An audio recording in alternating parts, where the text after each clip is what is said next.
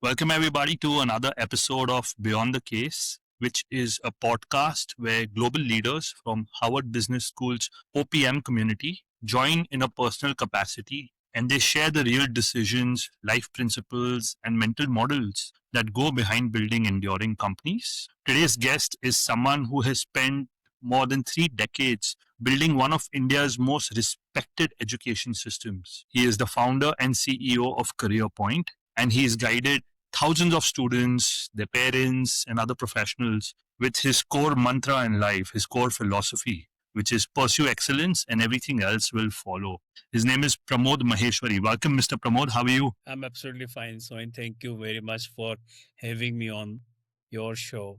I'm more than happy to have this session with you. Thank you. Pramod ji and myself, we were at the OPM program. We did Unit 1 together about 3 months ago. Mr. Pramod, could you just introduce yourself? While I've given a very high level overview on who you are, could you walk us through, what your company does and just introduce yourself? I was born and brought in a small town of Rajasthan named Kota. From the beginning, I was very good in academics, always stood top in my class, and I had a dream to go to US when I was in my childhood. And that time, if you asked anyone how to go to US, everybody used to say go to IITs and complete your BTech degree. Once you complete your BTech degree, you will get master admission in master in US, and perhaps that is the way to go to US. And most of the people, most of the students were following that.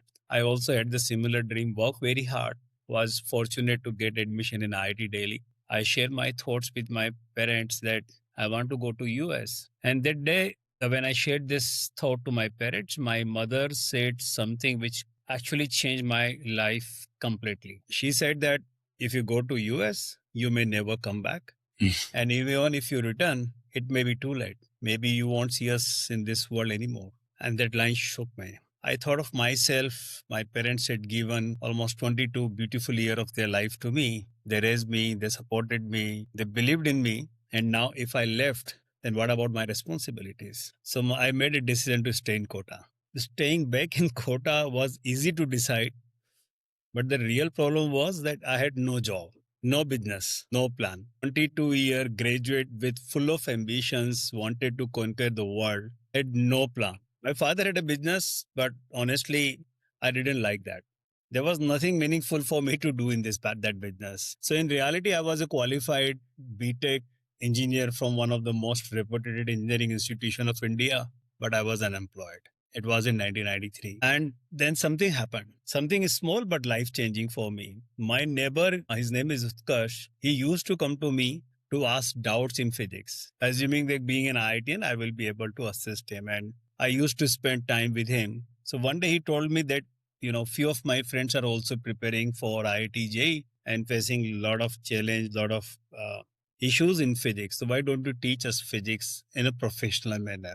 And I thought that, let's say, it's a good things to do. Then I reached out to my father and asked him that I need some space because I want to set up my classes. And he gave me a tire go down. And the tire go down was just a go down. It was nowhere close to the classroom setup. That time I invested around 25,000, close to $300, uh, equivalent to $300 as on day to furnish, put some furniture in that tire go down and started teaching physics to the students. I gave a small advertisement in the newspaper saying that IIT physics, and physics used to be considered was very difficult subject. So IIT physics by Pramod Maheshwari. And the bigger, fonts, I mentioned my degree, BTech from IIT Delhi, because that was the only credential I was carrying with me. Pramod Maheshwari was nowhere. And how actually the career point started. I worked very hard that time because I was engineer. I'm not a professional teacher. I was not a professional teacher. I never taught students physics. So I used to study in the night for the next day topic. And then in the morning used to revise the same topic because I need to teach those topics to the students. And then in the evening or afternoon class, I used to take the classes. I worked very hard and my students worked perhaps, harder than me. And they had 100% belief in me. They were not looking me only as a teacher, but I was a role model for them also because they all wanted to go to IIT. And that pushed me hard.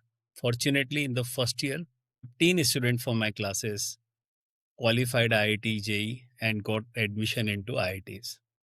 Unbelievable. 15 out of how many? What was the sample It was size? 51. There were 51. So 15 and remaining got admission in various reputed engineering colleges. Everybody was not able to make it to the IIT, but other engineering colleges. And by working hard, by putting faith in me, my students have not made their lives only, but they changed my life also. Within a year, they transformed their lives and they transformed Pramod Maheshwari to PM sir in physics, and later on that PM sir in physics from Kota become such a movement that Kota within couple of years Kota become capital for coaching capital of India. So that's all my story. This is how the career point started. By chance I entered into the teaching profession and by choice adopted it. I never thought to be in teaching in my life. That is very, very inspiring.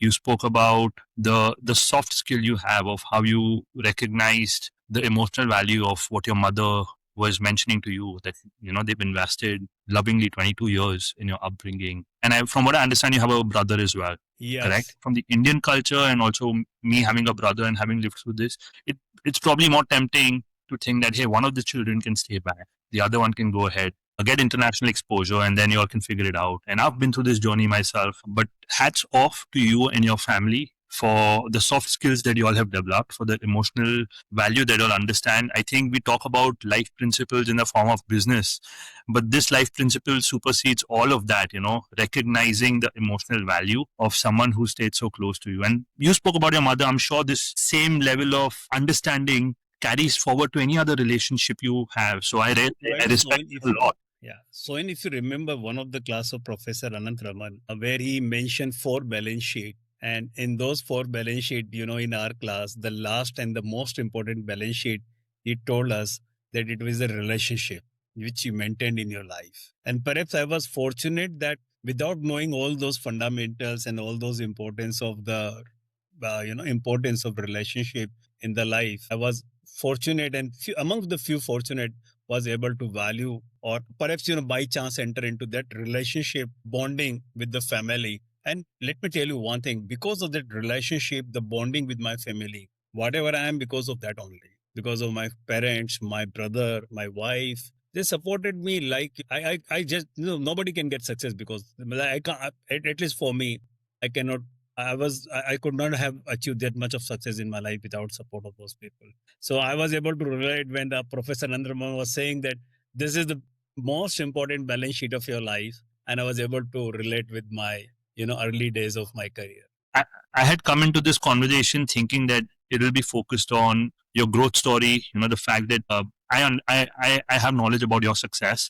And I thought we would focus a lot on that. But I'm really tempted to zoom into that moment where you decided to stay back because you had a brother at that point. You had your friends who graduated, and still you chose a path which is unconventional. So could you just take a few minutes and talk about what were your friends doing at that point? Was there a temptation to fit into that race where people are probably saying, hey, I got a job. Hey, I got placed with a university in the US and I'm going abroad. And, I'm probably going to be getting international exposure, learning what happens in the Western world and maybe bringing that knowledge back home. These are conversations that all of us are exposed to when we are graduating or have just graduated.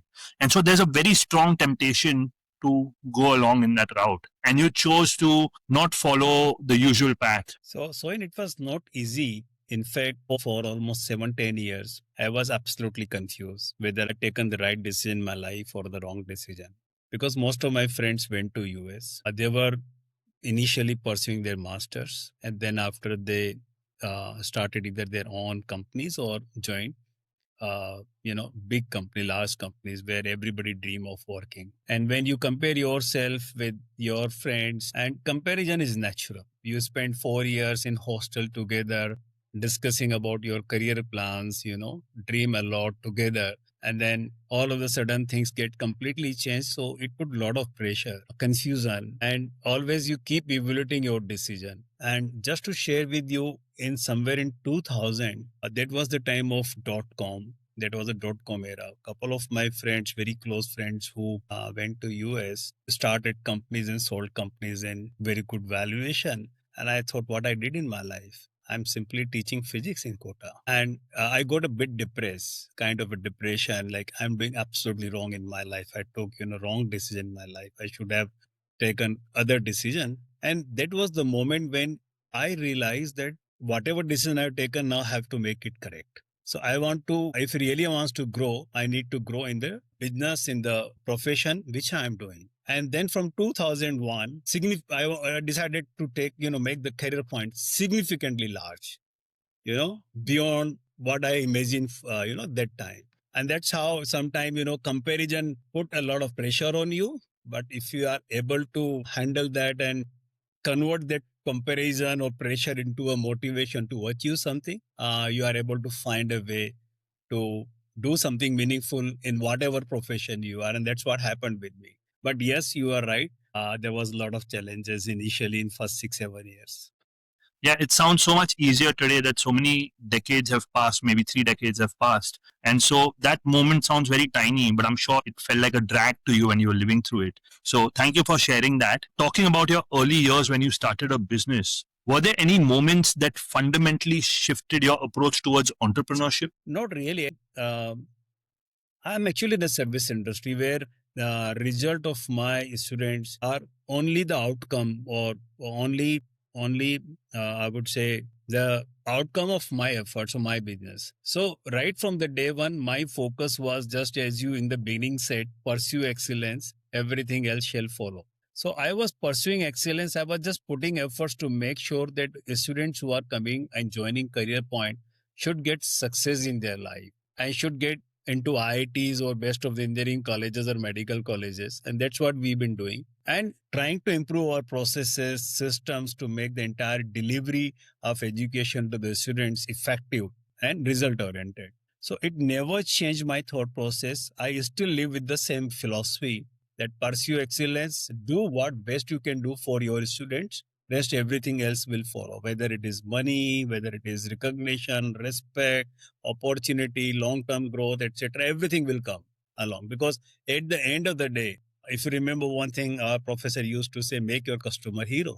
And that's what exactly, perhaps, by chance I was doing the same. And I was able to relate that time when he said, make your customer hero. I was able to relate. That's what exactly we did. And not only me, in fact, all the successful entrepreneurs in the world, actually, whether intentionally or without any intention, but pursuing excellence in whatever they are doing, they do the same thing. And that's why they achieve that kind of a success in their life. So even the philosophy is still the same. Yes, scale has become large. Stakeholders are now many in a different verticals. Earlier was only the test prep. Now we have universities, schools, and other businesses. So stakeholders' expectations are different, but still the underlying principle is same, and that we are not changing. So That's my DNA. You started off with a initial cohort of 51 students. 15 of them got through into IIT, and then a few of the others got placed into other reputable institutions. You started scaling. How did you replicate your skill set and your principles with new hires that you brought on for different verticals at Career Point? So any new teachers and professors who joined, how could they give the same level of attention and the same quality of education? So early on, I realized that there are very good teachers, but the system of delivering education to make it effective and result oriented is missing. And everybody deliver the education in its own way, which I'm not saying is wrong, but perhaps not aligned with the goal.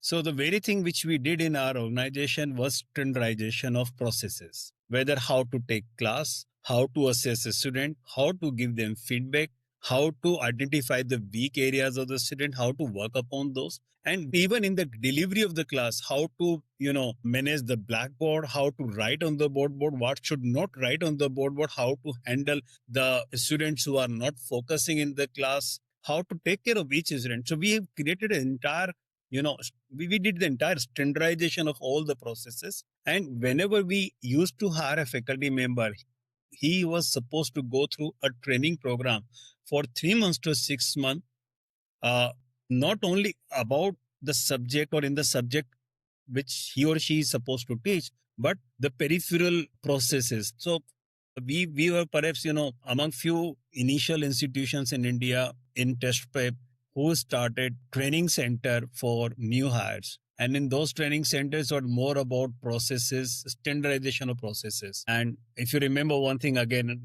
and I learned a lot while I was in OPM, that ordinary people can do extraordinary things if your system and processes are in place. And that's what perhaps we were doing that time. We were also doing the same. So, as I said, if you don't do things right, you will never get success in your life. You built the Toyota of education in India. Not really Toyota, but yes, we were following the similar kind of a process. Toyota is amazing company. We still have to learn. We have to learn. It's this learner's mindset that you have, which still, despite all the success you've achieved, and we'll come to that shortly, allows you to go back to school, talk to peers, learn from them. And I know you've recently started, your own WhatsApp channel where you share inspirational moments from every day. So much appreciate that as well. Going to my next question, could you talk about the scale of Career Point today? What is the outcome as of today from your venture that you started 3 decades ago? So we started with just 51 students in a small tire go down of size around 200 square or 250 square feet. Now the company has become significantly large. We have 2 universities in India. We offer more than 100 undergraduate, postgraduate, and research programs. We have 5 schools. 2 schools are residential. In test prep, we have 80 centers across India. We also work with the schools. We have more than 75 plus partners, school partners, also into this skilling, e-learning. So we do a lot of things from kindergarten to PhD. We do everything. So it has become reasonably sizable company. We are around in education, we are around 800 people in the company, and the company is listed on stock exchanges. So that's the business part. We provide our educational services to around 25,000 to 30,000 students every year through our schools, universities, and test prep programs. Focus is still the same, striving hard to make education delivery meaningful. What qualities make a business IPO ready in your view? So that's a difficult question. It's a mindset. I think if the promoter mindset to share the wealth with the shareholders, then you are ready to go for public. Because public not only bring capital to the business, but brings lot of responsibility to the promoter to make your shareholders, to take care of your shareholders in terms of creating their wealth. So the day when you have this mindset that I'm ready to share my wealth with my shareholders, you are mentally ready to go public. Then now, second is size of the company, and obviously other market factors, which decide whether it is the right time to go to the public or not. But from promoter point of view, it's a mindset. And mindset to share the wealth. What were some of the surprising realities of taking a company public? So for me, when I took the company public, as soon as we went public, we have abundance of capital available with us. And when you have too much of capital available with you, then perhaps you start taking very aggressive and wrong decisions. I would say wrong decision because you have capital, so you think you can do anything and everything. And that's a very harsh reality. If you have capital, you should be very, very careful to allocate that capital to ensure that return on capital investment remain in expectation with what you have promised or what your shareholder expected from you. So when I took the company public, 2 things happened with me or with our company. One was obviously out of our control, that one of the test prep examination, IIT All India Engineering Entrance Examination, was scrapped by the government. And that time we used to have around 25,000 students enrolled with us in our Kota center, at one of the center. And that count becomes 0. So that put a lot of stress on cash flow. And second, at the same time, with the capital raise, we enter into the capital high capex businesses by setting up universities in schools, which are usually long gestation businesses. So that actually disturbed the entire matrix on return on capital of our company. And that was a very tough time, I would say, for me, because for first 20 years, from 93 to 2010, till I went public, I was operating in asset-light business. And from 2010, I entered into the capex-heavy businesses, and for which I was not mentally prepared for. So you should use capital judiciously when you have access to the capital. That is the one thing I would like to share with you, specifically when you go public, because it is not only your capital, it is the shareholder capital, it's the shareholder money. And you should be very, very careful with that. You mentioned multiple businesses that you've been involved with. Could you talk a little bit about some of the other businesses and what the outcomes have been? Of late, we have the non-banking financial company where we do private credit as well as investment activities. That company is also listed on stock exchanges. We are also into agri processing businesses where we process soybean. Every day we process around 1100 metric tons soybean, and our finished product is de-oiled cake and refined soybean oil. And we are also into residential colonies development. So these are the three businesses in addition to the education. They all are offshoot of our education businesses. I spend my majority time either in education or in financing business. So you started in the education business, you then scaled to financing, agriculture, and then real estate. Yeah. These are maybe related in some small way, but most of them are not. And so it does not seem like you are a subject matter expert. Still, you are able to enter new verticals, scale them. You got the second company listed as well. And so while starting these four companies or maybe more and growing them successfully, have there been any core principles that you rely on which you apply to each business? Financing business was incidental to my education because when I started setting up schools and universities, that time I required lot fund, and the school and universities are being set up by trust and societies. And I was supposed to give money to the trust and society. So I set up an NBFC, and NBFC, give money, lend money to the societies, and society set up a school and university. And also NBFC business I inherited from my father. So that's the two reason why we are into the NBFC. And then later on from NBFC, because you need to manage fund, you need to improve the ROI, etc. So you start looking at various opportunity, and from there investment came into the picture. Then you started analyzing investment. You already have exposure to the capital market, so you understand small things about capital markets. So we enter into the investment business. In case of agro processing business, again there is a link. My father business was actually an agro commodity, so we knew the agro business pretty well, and that's why the next generation, my elder brother's son, wanted to get into the industry. And because we knew the agro processing and our roots are in agriculture, so we enter into the agro processing business. Real estate, I think any family, business family in India is into the real estate. So we are also there. The underlying principle is same. So whatever you do your best. That is the only principle with which you can grow your business. That is the only way of business. What mistakes do you believe most entrepreneurs make while preparing a company for the capital markets? It's a difficult question. It is very subjective, but most of the people, when they are preparing their company to go to the public, their goal is more about creating their own wealth, which is not wrong. But your wealth creation process is linked with your shareholder wealth creation process. Because let's say your company is listed, tomorrow you want to sell your shares. Your shareholder will lose belief in you. They will not believe in you.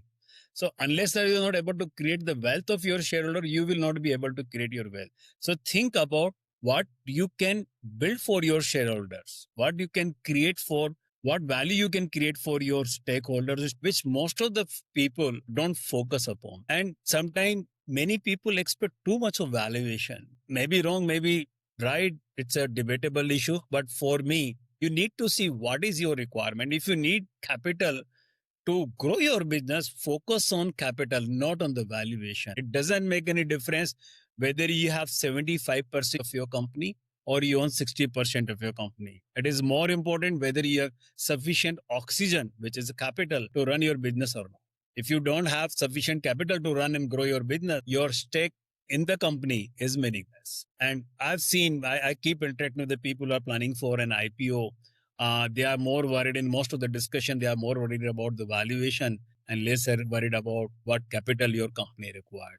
That's a kind of an oxygen. So if you don't have an oxygen, what will you do with your stake or shareholding? Absolutely. Now that you run two public companies, how do you balance long term value creation with quarterly or annual business pressures? Fortunately, we have dedicated teams to take care of the businesses operations. My role is primarily strategic and few operations, which are perhaps, we are not able to delegate so far for various reasons. We have our own business plan, our own milestones, and we strive hard to achieve those milestones on quarter basis or annual basis. In education, usually the admission cycle is annual, so all the goals are annual. Whereas in financing business, we go with the quarterly goals. Team is in place, team is taking care, working hard, see limitation of knowledge at my end, and that's the reason why I'm still striving hard to learn more things and join OPM and learning a lot. So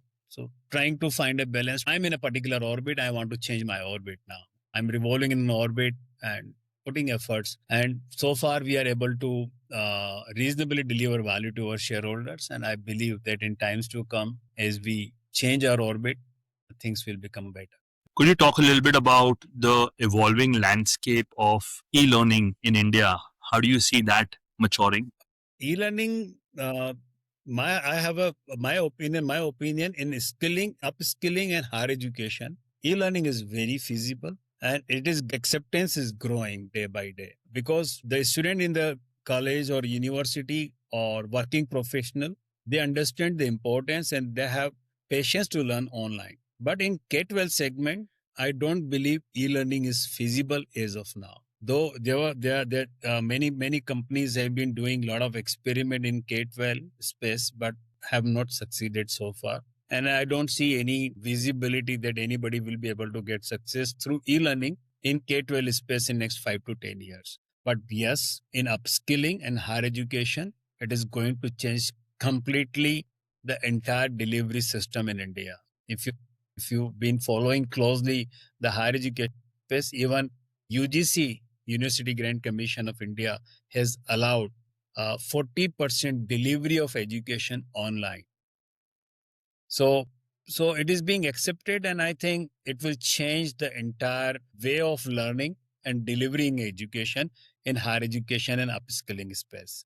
Moving on to OPM, what prompted you to join the OPM program at this stage of your journey? I've been into the business for last 30 years, doing the same thing perhaps multiple times. I realized that I reached to a plateau. I'm not growing, I'm not learning, and perhaps I reached to a limit where I'm not getting the fresh perspective. I'm not able to think beyond a point. So I thought it's good to spend some time with people from different background, having different perspective, and learn from them. One of my friend did the OPM, so he also motivated me that if you do this program, you will meet different people and they will bring different perspective in your thought process. And obviously, the ecosystem at Harvard is also different.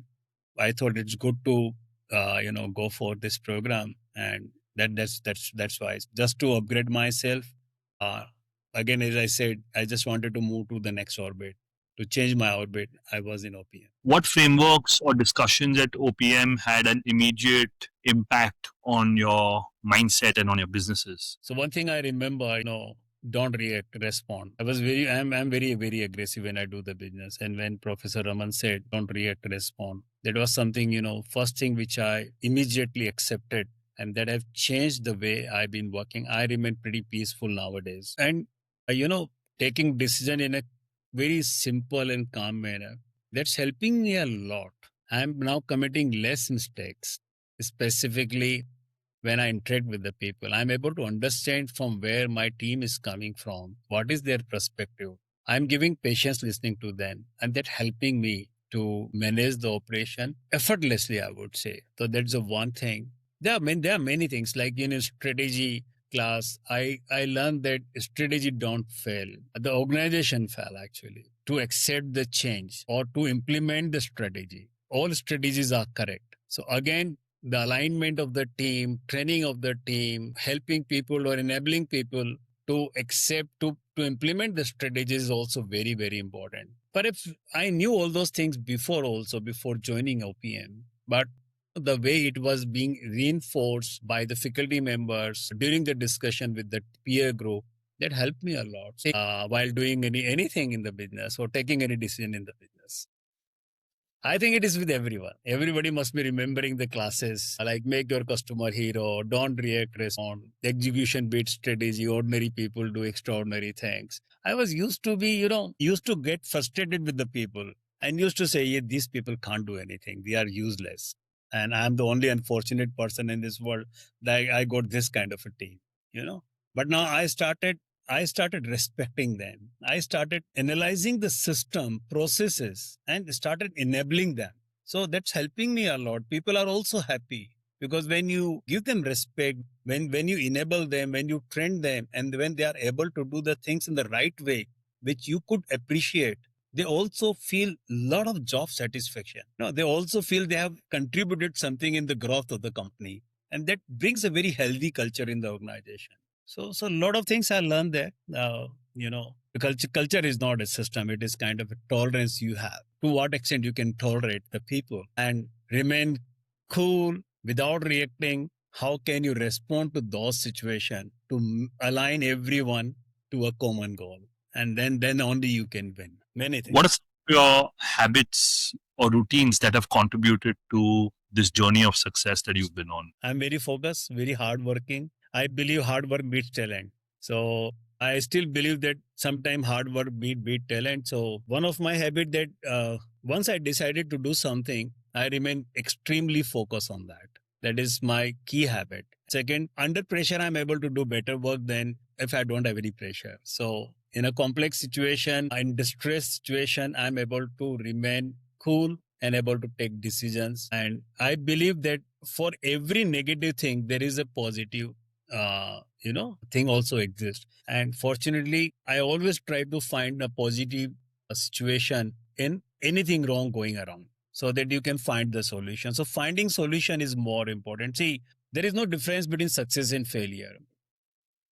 Everybody face the same everybody has the same opportunity, everybody face the same challenge. Someone who is able to solve the challenge get success. Now, do you have that capability? And you don't require any rocket science to solve the challenge. You need to break the problem into the small pieces, think about it, find variety of solution, analyze it, and then execute it. That's how you get success. People with the same academic background, same academic caliber have different outcome because their approach to the solution is different. And that's what make the whole difference. A couple of days back, I was speaking to one of the fund manager and he said me very interesting thing just to share with you that every news you read in the newspaper, there is a positive news, is also there. So about a week ago or so was a news in the economics time that 50% recent IPOs are trading below their offer price or IPO price. Mm-hmm. And he said that there is a positive news also. The remaining 50% are trading above the IPO price. Now it is the capability of the fund manager to identify those 50%, not these 50%. So if a fund manager is able to identify those 50 positive stocks, then he will be able to give the return. So forget about the news, but the way people look at the stories, people look at the news, people look at the situation. If you are able to see the positive part of the situation, then you will be able to find the solution for it. And that's what differentiates you from being a successful to a failure. Very well said. I've shared this on a few previous episodes. Entrepreneurs are eternal optimists. They always believe the future is better. They always look at the glass half full.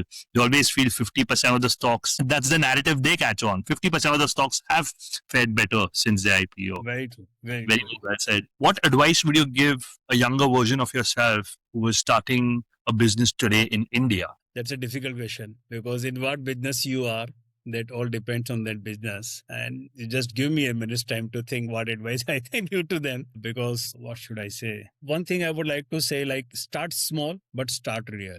Something which actually create value to your customer.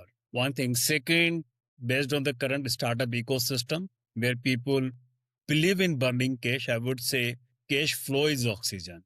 Profit is an opinion, but cash flow is reality. So focus on business cash flow. And also learn to sell because there is too much of noise in the market. And when I say sell, selling is not manipulation. Don't manipulate. It is communication, conviction. Like how smartly you can communicate with conviction. That's more important. And choose the right pen. Don't try to find the solution for everything. Choose the right problem and accordingly design the solutions. That is something I would like to say to the new generation, because there is a lot of startup culture is, prevailing and people are coming with very crazy ideas. Sometimes they are trying to solve a problem which actually doesn't exist anywhere. My last question to you today is, I understand you enjoy reading as well. Is there a book which has influenced your mindset or your approach towards life? There are many books, and I keep reading books. One of the books I read from one of my friend actually written that book. His name is Monish Pabrai, which introduced me to the art of investing, and that influenced me a lot about the compounding. So he wrote a book called Dhando Investor, and Dhando Investor was very inspiring book. I read almost 15 years ago, and that was very inspiring how smart people do the business. And one sentence he written in the book, head I win, tail I don't lose much. I like that sentence a lot. So whenever I take any business decision, and when you say if I take a decision where some risk is involved, I evaluate on this framework. Heads I win, tails I don't lose much. It's in this equation, I am okay to go. So that's actually structure my mindset towards taking the risk. Similarly, there are many books. It's very difficult to remember, but art of clear thinking, currently I'm reading that. Whether you are able to think clearly or not, that's more important. Your brother is also involved with you in some capacity in the business, correct? Yes. So do we expect to see him at OPM as well? I think he won't join. I would like him to go there, but I don't know whether he will go there or not. But he's completely aligned with me. That is the best part. So I'm not facing any challenges to implement or execute anything which I learn in OPM, because it's 100% aligned. And he believed that, yes, we need to change, and we are changing ourselves. Thank you, Pramodji. This has been a very pleasant conversation, very inspiring as well. And it is great to learn so much about your early roots on the mindset that started Career Point and the kind of love that you were able to recognize and place all your future on. Very inspiring story. Thank you. My pleasure to be on your show. Be well. Yeah.